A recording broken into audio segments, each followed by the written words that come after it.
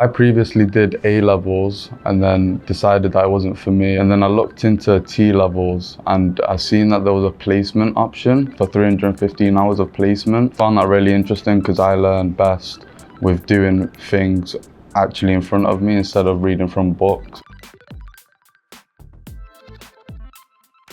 Hi, I'm Aris. I'm currently studying at T-level finance at Manchester College, level 3. I chose finance as economics I took in A-level and sparked my interest to learning how credit cards work, how savings accounts work, how the world works, and I've learned all of that during finance. We're currently studying ethics and professionalism, how businesses manage their ethical problems and how they can mitigate those ethical problems from becoming further risks. I did an 8-week industry placement at DF Capital, a bank based in Manchester, and I worked on the interim report. It's quite a hefty report, making sure that everything's aligning for the goals of the year. Further developed my mathematical skills, analytical skills, as well as my Excel skills. When you get into finance, you'll realize how much Excel skills are needed.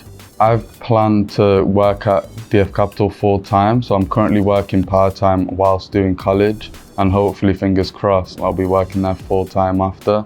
My dream job is to be a market trader, analysing the market, seeing opportunities to enter the market, to exit the market and make profitability off that. So I definitely recommend it. Just ask questions. Every question's going to get answered. Even if you've asked it 10 million times before, even if you don't understand one way they've said it, they'll explain it a different way. I think that's been something that I've learned whilst I've been here.